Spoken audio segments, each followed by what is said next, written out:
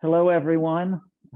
Good afternoon, good morning, or good evening, wherever and whenever you're joining us. My name is Pierce Paul Kreisman. I'm the Executive Director of the American Center of Research, and it's my pleasure to have you all with us, whether it's now or later on YouTube and Facebook. We have a wonderful event in store, and we're excited to get moving towards that. I want to take a moment just to introduce ACOR. I know that there's some folks on with us who are discovering us perhaps for the first time.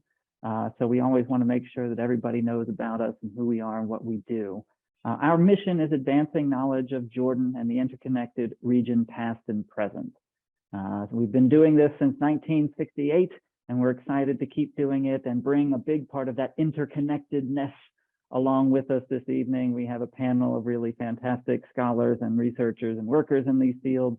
And I think we're going to get up to some interesting conversations.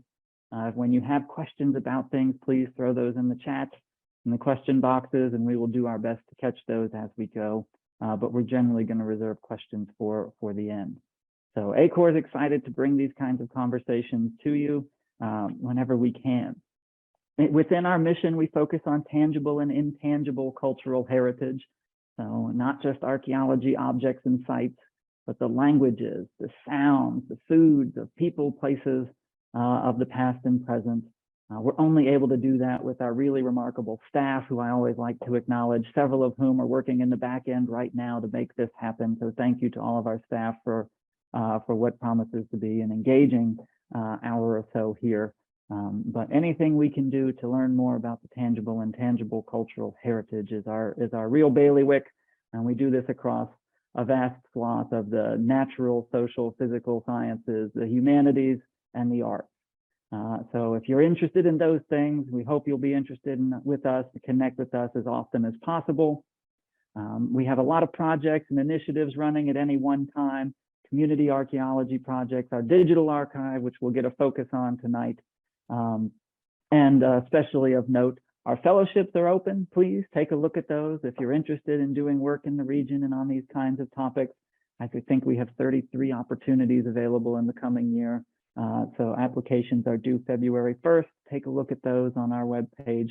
We'd be excited to see you here in person, here in Amman, and engaging in some more of these kinds of projects. Projects. So many wonderful projects.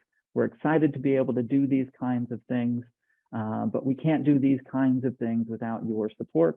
So it's that time of year, of course. If you like the kind of talks that we're able to offer, if you're interested in seeing the projects that we do be as impactful as they can and start up new interesting ones, we'd be really grateful if you could consider going on and making a donation at any time. Of any amount. We're very grateful for everything. I know we've got some donors on already, and thank you to those who already do give. What we do isn't possible without you. And with that, it's my pleasure to turn things over tonight to Dr. Helen Malko, our Associate Director for Fellowships. She is going to, and programming, she is going to tell us a bit more about what we have in store. Helen, all yours. Thank you very much, Pierce Paul. Good evening, everyone, and welcome to our panel. Very exciting one this evening or morning, depending where you are in the world. So as Pierce Paul mentioned, please send us your questions, comments at any time during the presentation through the Q&A button, and we will do our best to address as many questions as possible and as many comments. Also, I would like to mention that this panel is recorded and will be available on YouTube channel, ACOR's YouTube channel, for you to share later, invite your students to watch it, or just for you to review it later on. Now, I have the privilege of introducing Anita Lassen, who will moderate the discussion this evening. Dr. Lassen is the Associate Curator of the Babylonian Collection at the Yale Peabody Museum. Her research concentrates on seals and seal use in the ancient Western Asia and expressions of identity in material culture, primarily attested through seal style as well as textiles and dress. She has curated series of thematic exhibitions on the culture and society of ancient Mesopotamia and co-edited several books, including Women at the Dawn of History and Ancient Mesopotamia Speaks, Highlights from the Yale Babylonian collections. Without further ado, I hand it over to you, Anita, and welcome. Thank you so much for that kind introduction, Helen. So I will be moderating this event, and it is my great pleasure to introduce it. It is called Digital Archives, Preservation, Accessibility, and Future Directions. Our distinguished speakers include Elizabeth Knott, Research Affiliate of the Yale Babylonian Collection at the Peabody Museum, Nadine Panayot, Curator of the Archaeological Museum of the American University of Beirut and Associate Professor of the Practice, Daniel Asmar, Professor of the Department of Mechanical Engineering at the American University of Beirut, and finally, Ryder Kuoba, Librarian and Archivist at ACOR in Amman. Our panelists will be addressing aspects of their own experiences with digitizing collections. Digitization and the online dissemination of artifacts, written text, artworks, audio, etc., you name it, is today the standard of the field for museums, libraries, and collections in most parts of the world. Digitized access affords a tremendously powerful tool in the discovery of materials that in the past would have required of the user exclusive and specialized knowledge, expensive travel, and time. Each of these things in themselves, and you can add restrictive visa regulations for some nations, have surely resulted in the underutilization of collection materials. And so in that sense, digitization is a definite and resounding win for all people involved. However, when we get into the nitty-gritty details of digitizations, questions arise about which items or artifacts to choose and which ones are not chosen. The best practices of capturing, in particular three-dimensional objects, how to describe the digitized items for optimal discoverability, and more. For example, do collections with limited resources prioritize documenting their holdings broadly, or do they focus on capturing single items in detail? Is digitization meant to create a simple record of an item, enough that it can be discovered, but not detailed enough that the digitized images can replace first-hand inspection of the item? This question is particularly relevant to the digitization of objects and artifacts. Three-dimensional objects can't simply be scanned, but specialized protocols must be developed for each object type. While that might not be the case for two-dimensional printed or written materials, an overwhelming mass of items precludes the whole-scale and comprehensive digitization. The selection process involved in prioritizing limited staff resources can, in that case, result in the creation of a canon or a hierarchy where some but not all materials get digitized. Such a selection process will in some cases be necessary, but should be based on explicit and thoughtful criteria. As more and more institutions are grappling with these questions, experts have called for a more deliberate approach to digitization. Some people have called it slow digitization, which is a term that I like.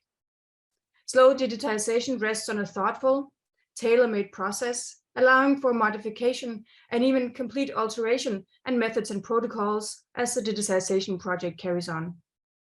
It builds on input from experts from varying fields, but also from a diverse group of stakeholders. These will often be researchers, but it can also be artists, communities of origins of the artifacts, and members of the general public. Slow digitization calls for us to slow down and digitize collections in ways that encourage us to think more carefully about the objects and the texts that we're studying. Rather than mass, we should be thinking deeply and comprehensively about documenting each item. At this point, I'd like to turn to our panelists and ask them to present. As has already been pointed out, if you have questions, please put them in the Q&A. Firstly, we have Elizabeth Knott, Research Affiliate of the Yale Babylonian Collection. Please take it away, Elizabeth. Thank you so much, Anita. Hello, everyone. Tonight, I'll be using one small object from the Yale Babylonian Collection to discuss challenges in digitization. Digitization is often seen as a straightforward and reliable means of preserving the past and increasing accessibility. as Anita has just discussed. However, when we record an object in any way, we make decisions about how to record it, and these decisions affect what our audiences can see, can know, and can learn. These decisions begin the moment an object comes out of the drawer. Tonight, I'll be speaking about a single small object. This object is a small cone-shaped bead made of blue chalcedony and referred to as NCBS 895. The stone has a piercing or bore hole through the top that would have allowed the bead to be suspended from a pin or string. Overall, the stone is 23 millimeters in height, 12 millimeters wide, and has a depth of 14 millimeters. So that's about the size of a small thimble. The base of the seal is octagonal and slightly convex. Turning the object over reveals its true nature. It is a stamp seal made with an engraved face that can be pressed into damp clay to create a raised relief impression. This particular stamp seal shows a worshiper with arms upraised, standing before a symbol with a crescent moon overhead.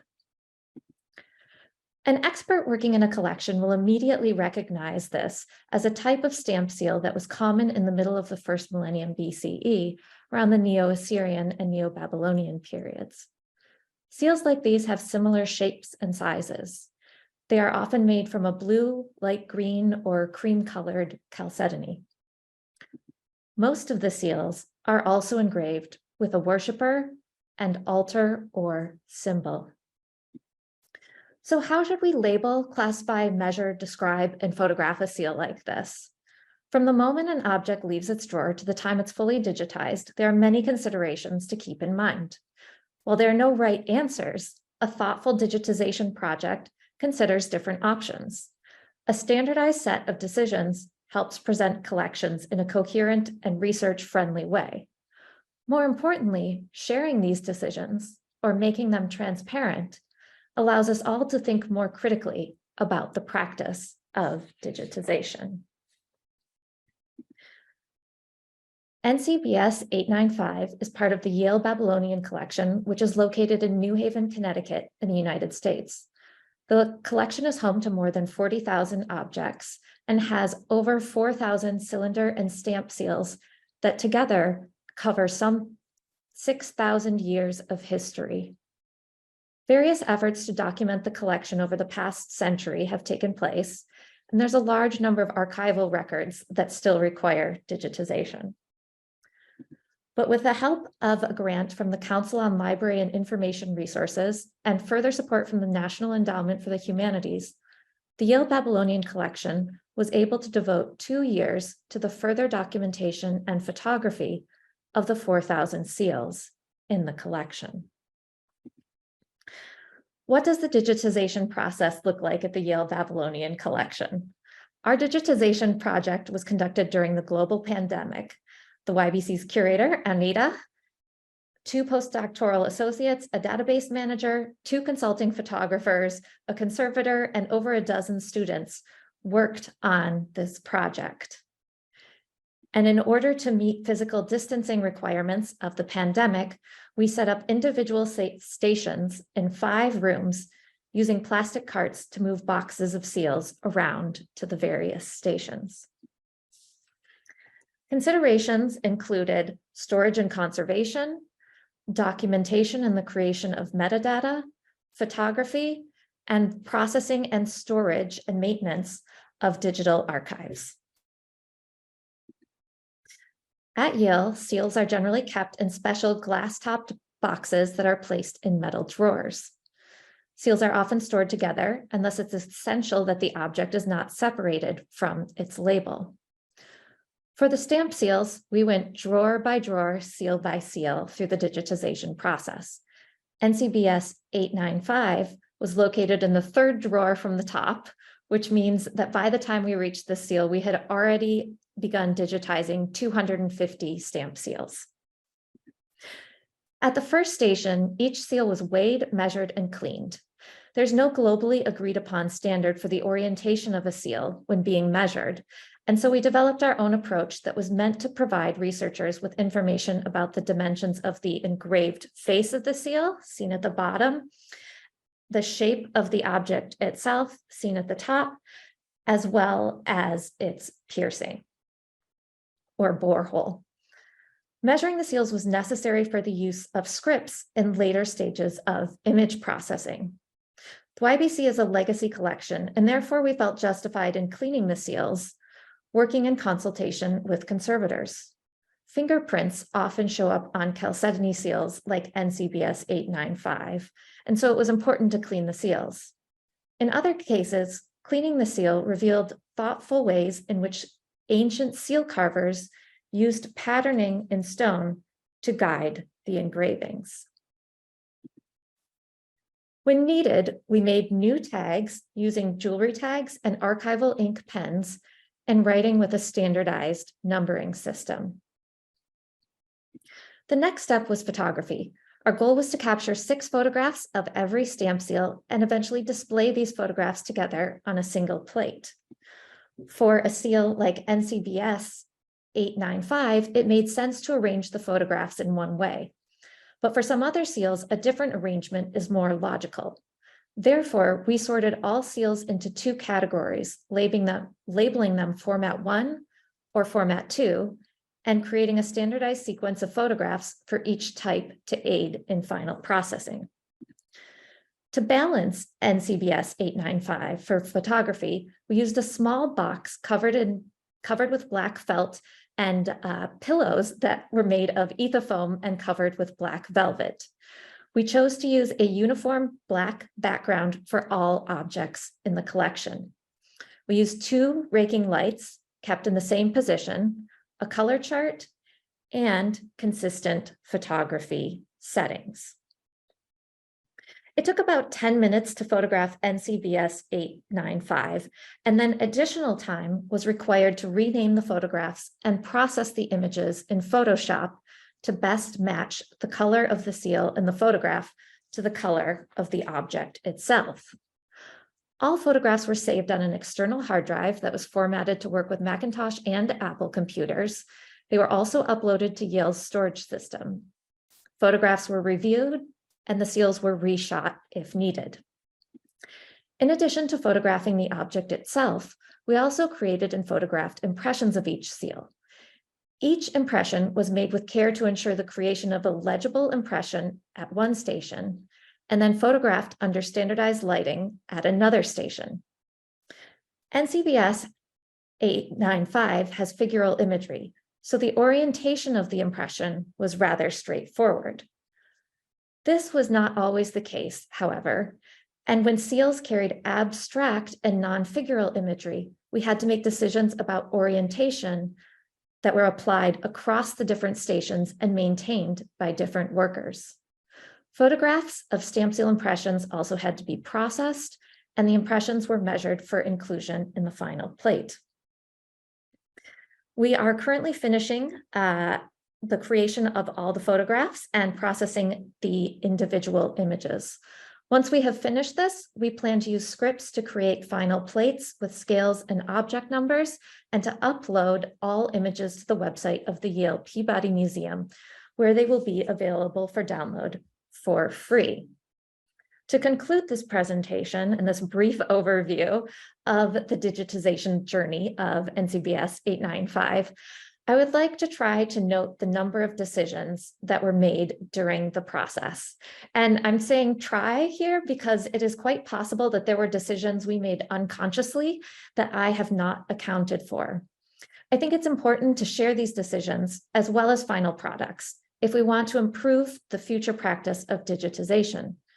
By sharing ideas and methods, as well as technologies, we allow digitization to be a more accessible and more collaborative practice. So there are no right answers, but I think we can learn a lot from each other by sharing our questions and decisions. Thank you.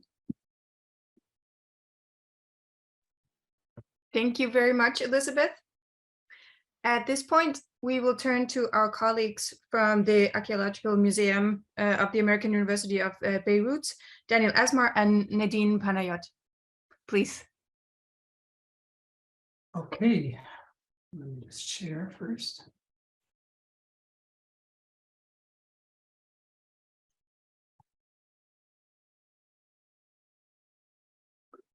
Okay, thank you for hosting me. I'm Daniel Asmar from the Digital Cultural Heritage Center at AUB. Just like to start, first of all, with a brief description of who we are. So the DITCH, as we call it, or the Digital Cultural Heritage, was established or incubated at the School of Engineering at AUB in 2021 by myself and Dr. Panayot. The objective is to address cross-cutting issues between the Department or School of Archaeology and History and that of engineering. The short-term objective of our center is to learn from the Anfi experience. Anfi is a region in the north of Lebanon. So our objective is to articulate the best practices that were followed at Anfi, which allowed the preservation of this cultural heritage site, also allowing the capitalization of skills of local communities to create tourism products and standing in the face of large-scale development projects that threaten our cultural heritage.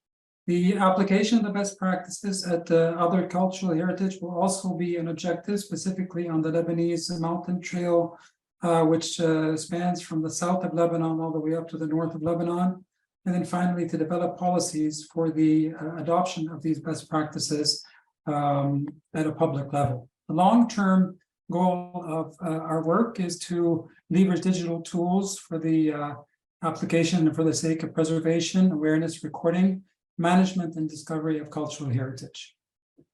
For my presentation today, I would like to focus on an application we've been working on, which is that of leveraging augmented reality to work as a tool for the renovation and reassembly of broken glass heritage or relics. So we all know how important this problem is, and most notably in the last explosion that happened in Lebanon, some very important relics in the AUB Museum were destroyed, and we thought it appropriate to develop a digital tool or assistant to help in the renovation of these relics. The renovation itself involves two phases. One, which is the sorting of the glass shards and putting them into consistent bins, and the other is once you have them in their appropriate bins, for the reconstruction of the glass pieces into consistent parts. So in this presentation, I'll be focusing more on the right-hand part, which is that of the reconstruction, renovation, reassembly of glass shards into a consistent piece. So I usually present the video at the end of the presentation, but I think it makes sense more for the community to show you, really give you a short video and give you a feel of what I mean by doing this. So motivation obviously is because the fragments are delicate. This is a 3D puzzle application that you're doing, and by repeatedly trial and errors of these different pieces into this 3D puzzle, you risk damaging them further than they are damaged. What we are developing is an AR guide, which on the computer end, we will be 3D scanning. So again, coming to the digitization of the shards. And then the second part of the equation is to match these shards into a consistent whole. I call it a 3D puzzle, to obtain a digital twin of the broken relic. Once that is available, then we can use those parts inside of an AR, an augmented reality guide, to help guide the renovator, the person working in the museum, to the appropriate location and position of the different shards while the reassembly is happening. So in this first video, just to give you a feel of how things are happening, here's one of our research assistants. He's going to be putting on the HoloLens, Microsoft HoloLens, and then basically just showing you how everything starts out. This is the beginning of it. And then the next video, this is a real setup of how things are happening. You will be seeing, it's as if you are actually now inside of the AR system. In augmented reality, you get the chance to get augmented pictures on top of the real setting, and at the same time, you can see what's happening in front of you. So going back to the previous video, I think you get a feel of what we mean. I'm going to run this video, and this is actually what happens while the reconstruction is occurring.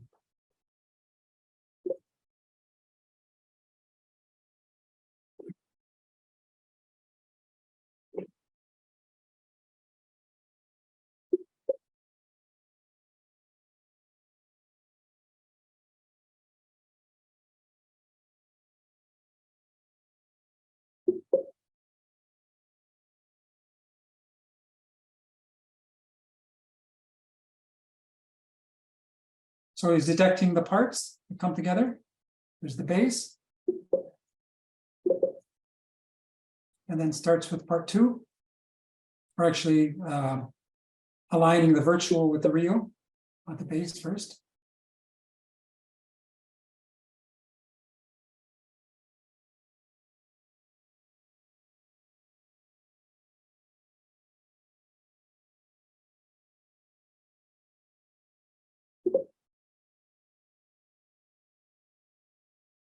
And then you'll note there's a virtual model showing the user where to put the part. Part three, you see the virtual underneath.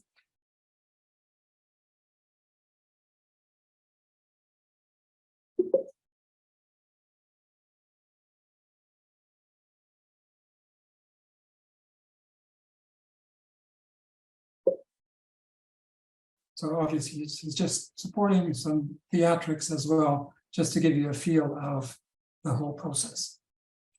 Okay, so how does this happen? When we say digitization, the underlying technology, so my background is in computer vision. I'll try not to get into too much theory for those who are not comfortable with it, but just to give you a feel of how things happen. When we say digitization and creating 3D model, the underlying technology for that is called structure from motion. So basically what happens is you take several pictures of an object, and then by finding features or salient points on those objects from the different viewpoints and performing correspondences, so in other words, locating those points throughout the different pictures, you're able to triangulate and create a 3D representation of those objects. And this is what we had to do for the various shards in order to create their 3D models. Once that's done, one challenge, obviously, when we're talking about glassware, is that it's transparent. So with glass, it's difficult to, with something known as a LiDAR, it's almost impossible. But with a camera, one of the practices that's done is to dust the parts so what you see in front of you, and after the dusting is occurring, you can perform the 3D reconstruction. And in the next slide here, you see some sample results of what can be obtained once you dust the shards and you have the different components, and then bringing them together into a consistent 3D model. The challenge, having these different parts, the challenge, as I said, is to create this 3D puzzle, is to know which of the edges correspond to the other. So in one of the applications that our graduate student is doing is to create an automated system using computer vision and some mathematics to figure out which of these pieces fit together. In the first process, from a digitized model, which you see on the top right of a piece of glass, we're able to segment and to identify the different edges and surfaces on that piece. Then, by doing plane fitting, we're able to isolate the flat edges that which we are not seeking to match. Obviously, the inner sides and the outer sides of the glass pieces are not the ones we want to match. Rather, what we're trying to match are the edges and profiles of the piece of glass. And that's what you see in the bottom picture. The white part is the flat part, which we don't want, but the tops are the ones that we want to identify. Then after we do that, we identify the curvature with equation that might look convoluted, but it isn't. And from that equation, we're able to identify the cusps and the edges, and then isolate different edges and segments within the profile of that piece of glass. Given that these edges and surfaces are in a three-dimensional space, the matching of these spaces can be complicated. So by doing a projection of these 3D points from a 3D data set to a 2D data set of curvature using something known as manifold learning, we're able to reduce the complexity of the matching space, or the space in which we're matching edges to each other. And then finally, to be able to calculate the matching score from different edges. So the orange edges on the blue for the two sections, those are the ones basically that we're trying to match to each other. We do that then through the reduction, as I said, to a reduced space, which is a two-dimensional space, and by doing something known as the intersection over union, basically a metric that allows you to determine how well these two pieces, the curvatures, fit together in a reduced dimensional space. Once that's done and you're able to match two shards together, you go beyond there and you try to match the whole shards together. So there you have potential matches that work together. Then you build something known as a minimum spanning tree, and there you're able to optimize the location of the different shards, not just pairs, but rather the whole system together, to be able to optimize the placements of the different shards into a full and cohesive map, a 3D map, if you want, or a 3D puzzle that you've solved, again, using this optimization technique of the minimum spanning tree. So if you note here, the nodes of the spanning tree are the glass shards, and the blue edges in the between are the metric, the curvature metric of matching, as I showed in the previous slide. All this map has to be consistent, and using this method, you're able to obtain a good hypothesis about how things fit together. Once this is complete, you can generate the solution in 3D and visualize that, and then user intervention can also be applied to the final solution to improve the automated solution that your system is giving you. And here is just a final full assembly of a glass part, just giving you an example of something that we were able to obtain using this strategy that we have here. That's really all I have for today. I think we're limited to a 10-minute intervention, so I hope you found it interesting.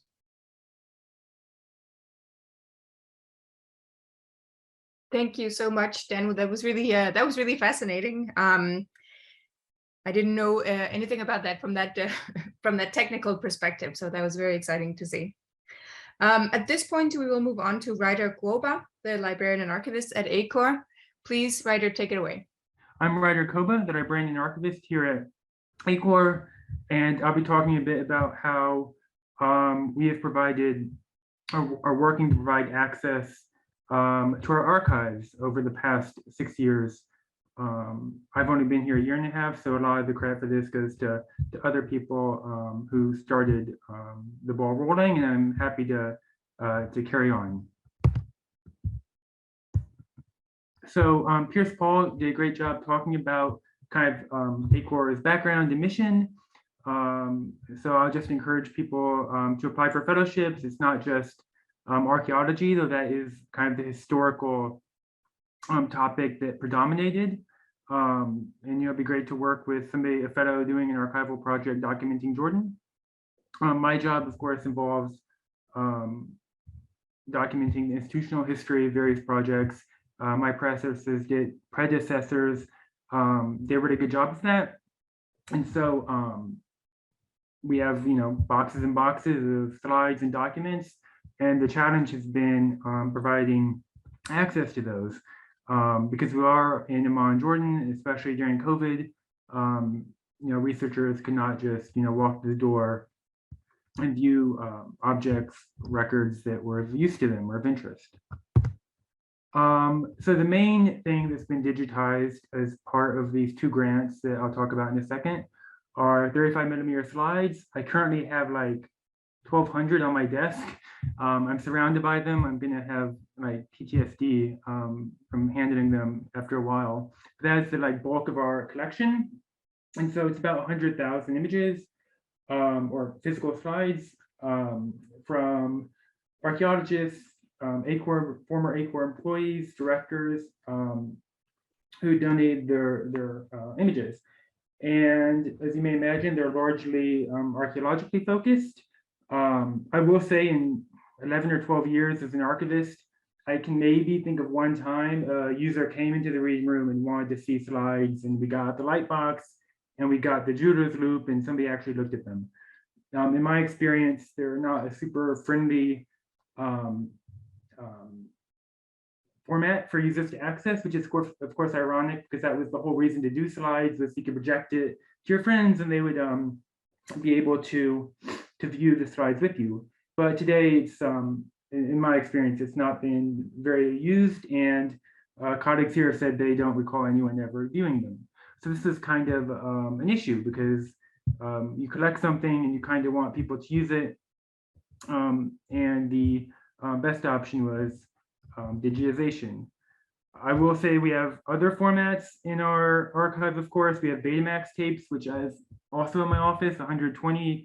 And today we found like Betamax cleaning oil, which is quite exciting. But those will be digitized, and that will be great because it's the predecessor to our YouTube channel, which if somebody's watching, you know, it's the same thing but from the 1980s. And so it'll be interesting to compare and contrast how topics were talked about and to be able to share that with users around the world. So the first grant was to digitize 30,000 images, like I said, slides and prints, and had to build the platform to host them. And of course, this is a huge change. As you can see in this ad that I kind of poorly photographed, this is from an ASOR newsletter in the early 80s to where you could buy 500 slides for $350, which the Department of Labor tells me is $1,300 today. I mean, this economy, am I right? And so it's a real change, kind of philosophically, from selling 500 to giving it all away. So the first grant did a great job getting the ball rolling, and was quite successful hosting workshops, getting a lot of views, having people write photo essays, and kind of curating different aspects of the collection. So building on the back of that, the grant that we're working on now is to digitize another 20,000 images, again, almost all 35mm slides, as well as the aforementioned Betamax and VHS tapes that are in my office right now, and we'll hopefully begin the process of digitizing next week.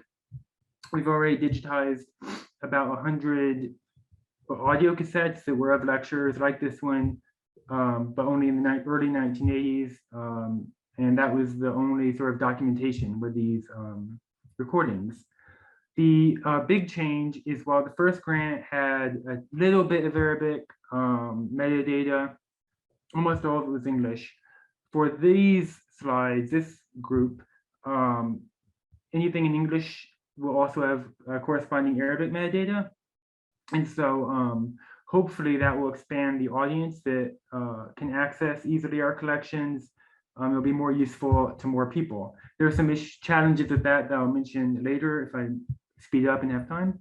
But that has been good, and it's, I think, helped drive interest in the collection. We also have fellows, 3 fellows per year for 3 years, who will create lesson plans and develop content that other people can use from the slides and images, because if there are 50,000 images, that needs to be curated a little bit, narrowed down a bit to make it more useful. So I've talked about a lot of slides. I picked 6 that I like to share. I think these are pretty good photos. So the photographers did a good job. I should have made a scavenger hunt, and the first person to like email me where they're from gets a print or something, but maybe next time. And this is the photo archive. This is the most recent upload from Iran, from the Barbara Porter collection.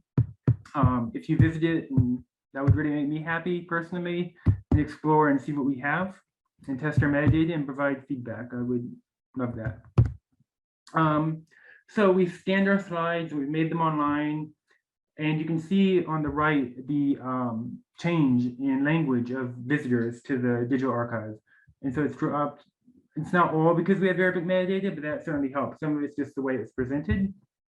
Of course, one big challenge is only collections done after 2020 as part of the second grant have some of these keywords.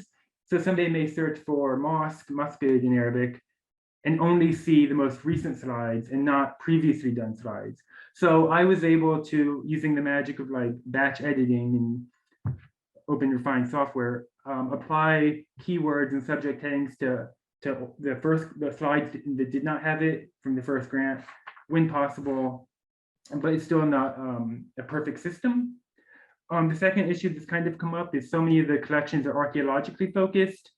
Doesn't make sense to translate like the square number or the grid number, or somebody who's researching that and searching for that going to expect it to be in English because that's what it is cited as, and that's how it's presented as in all the other resources. And so we have a ton of these, and so it does make a difference in terms of our workflow and time spent doing this, because there are a lot of archaeological sites that have very grid points that I don't know. We need to talk to more archaeologists and find out if that's worthwhile. And lastly, we have all these audio cassettes, and with the VHS and Betamax, it'll be the same. We automated this transcription, and one is quite okay, and the second one is not okay. It's nonsense. And so, again, this is something that we have to decide if it's worthwhile, and the amount of effort and resources we put into something, is it going to actually increase the usage, or are people just going to listen anyway, and we just need keywords or something. So the last thing I'll talk about quite briefly, hopefully, is just I love maps. Digitizing these slides has made it much easier to kind of share that data in different ways. So this is mapping all the locations, which I cut the map off here, Libya and Tunisia and India, which I think is great because I have no idea where Khirbet Nas is.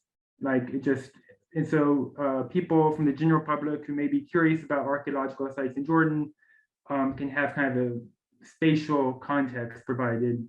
And of course, it can link to the digital archive and they can see the wonderful photos. And my dream is to tie it with other projects and the newsletters and other things to make it easier for people to access all that. And finally, the future is scary. Born digital photos are already outnumbering the physical photos we have. I take a ton of photos. People with their phones take a lot of photos of archaeological sites in Oman and cities. And so how are we going to deal with that? Because I don't think it will be like these slides where it's one by one providing metadata. I think it will be maybe just the location and date, and people view the photos, and or maybe AI or something. But I think the old way, I don't know, it seems like it's going to be difficult to do that with the massive amounts of data coming. So I think I'm out of time. So yeah, I'm happy to answer any questions and help out. Thank you. Thank you so much for that, Ryder.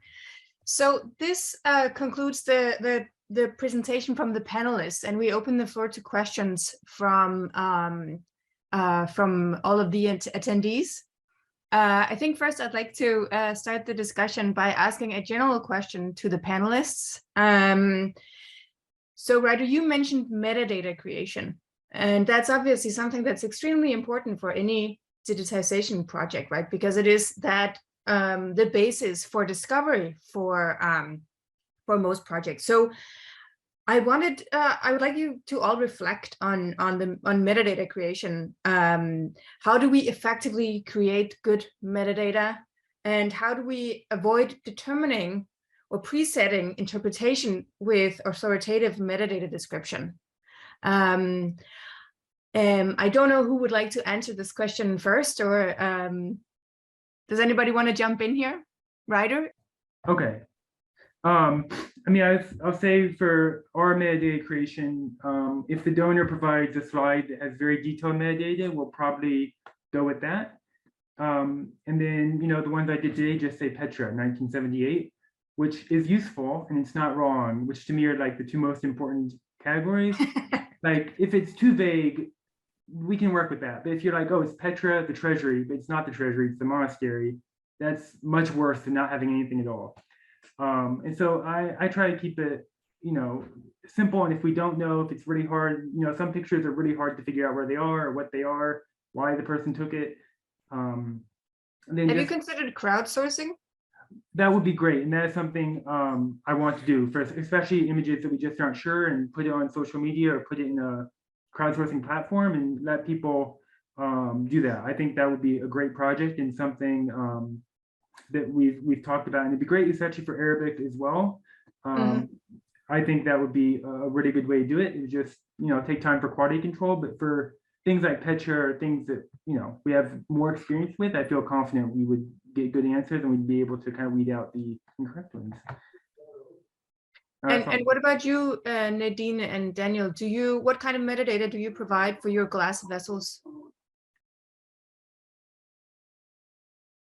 Nadine, you want to take this one? No, you better do that, Daniel. Thank you. Hey, to be honest with you, in terms of metadata, I haven't included any, but I wanted to throw an idea forward, kind of disruptive in terms of for metadata itself. One thing that can be done is the auto captioning. So using, sorry to keep throwing technology into the loop, but there's if you use machine learning, you can do auto captioning of pictures, and this could be something. Of course, you would need the expert at the beginning to auto caption and to do the you know, the labeling of all the images, and then through training you could then create the standard, and then through training any new images that you get can be auto labeled and auto captioned because of the training that you get. So in terms of myself, with the images that we have, I have not myself created metadata for it, rather using you know, relying on the images per se, the way they are, but have not done any captioning for the images itself. I'd like to add that this is all really experiential work. It's innovative by nature, and we're really, this whole ditch center is, I mean, is very new, as Daniel pointed out at the beginning. It started in 2021, so we have indeed tons and tons of data that we're trying to handle and prioritize as we go along.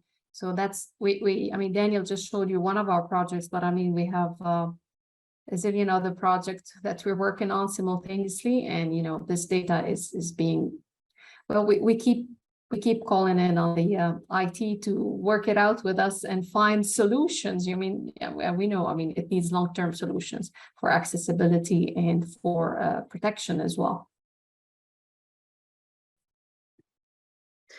Perhaps I could just jump in to sort of round out the comments. And I guess what I wanted to say is that I focused very little on metadata in my presentation, and this is a whole additional aspect for SEALs. You know, I think, as Ryder said, there's the basic information you want to have, which is maybe material for us, some sort of indication of time period. If you have a find spot or associated area, then that's great. We don't usually, because we're a legacy collection.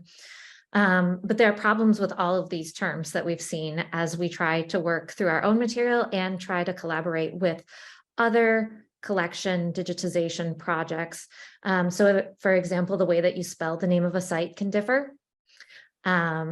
Or sometimes the way that we determine periods may differ. Archaeologists use one set of terms, historians use another set of terms. So the question is which set to use.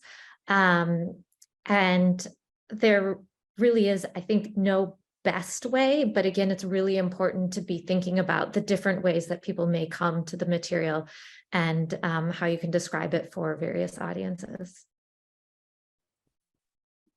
Thank you for that. We have a question from the attendees. So I'm going to read aloud. Thanks for everyone. I'm interested in photographing seals. How much does the background color affect the appearance of the seal? I think that's a question for you, Elizabeth. Yeah, sure. It's a great question. And certainly background color can affect, or the background can affect the way that you see the seal. This is the most significant when you're talking about a seal that is transparent or translucent. So it sort of has a little bit of a see-through quality.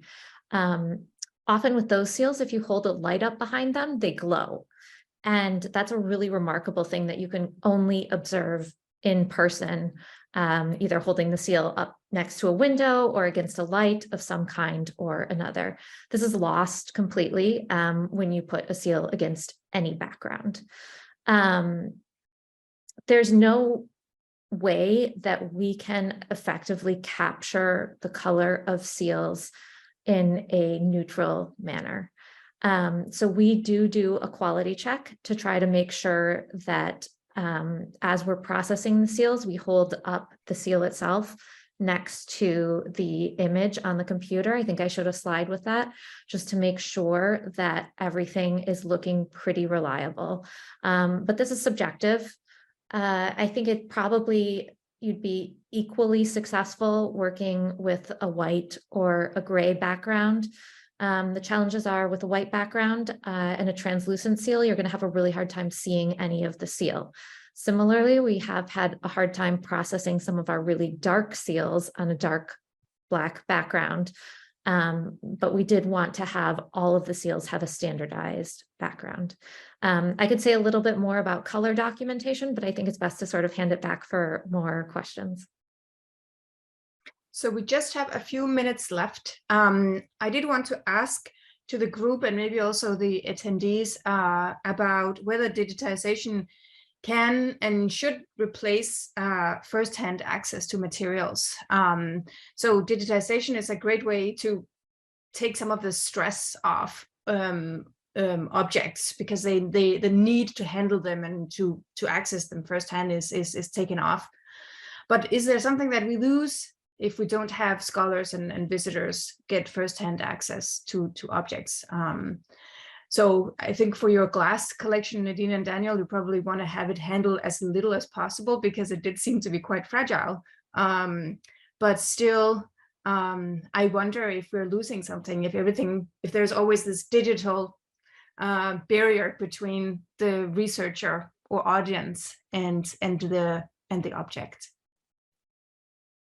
Well, ideally, I think digitization is here to fill out some gaps. I mean, and more importantly, we're using it for conservation, preservation purposes. In that case, when you're in a turbulent region like we are, you think a lot about long-term conservation or preservation and leaving something behind. So when we look, we're hoping at least that digitization would allow, if not, it would never replace handling an object. That we know. It's like reading a book and, or a newspaper, or just, fumbling through the papers and touching actually the newspaper, just totally different experience. Having said that, we do hope that digitizing will be able to come as close as possible to the original thing because of conservation principles and ethics. Long term, that's what you want to leave behind. The closest copy or representation of that object that you can get, I think, would be the best. Yeah, I echo what Nadine said in terms of having the original sense of feel when you have the part with you and you're manipulating that original part. So I see the digital twin, if you like, as an augmented experience and something that helps you preserve the original copy, maybe put it in a safe place so you make sure you don't damage that. And at the same time, you can either visualize or keep it, store and keep that information, or even process it without damaging the original twin of that object. I think you have time for one more comment. I'm happy to just jump in and say that what I've come to envision is that while there is no single authoritative image, that digitization is an important practice, and playing around with digital archives is also an important practice. So the more ways you can access an object, the more different views, different types of digitization you have, the more you may find yourself encountering new questions or new ideas. And so rather than thinking about this as a really sort of strict practice, I think it's also really good to introduce a sense of playfulness into the way that we engage with images and objects. Thank you for that comment. I really like the call for more playfulness. I think that's a wonderful note to end this discussion. And I'm going to turn the word over to Helen at this point. Thank you, Anita. Thank you very much to all of you, our speakers this evening. Really fascinating presentations and projects that you're working on your respective institutions. Elizabeth, wonderful experience with working with SEALs, beautiful stuff.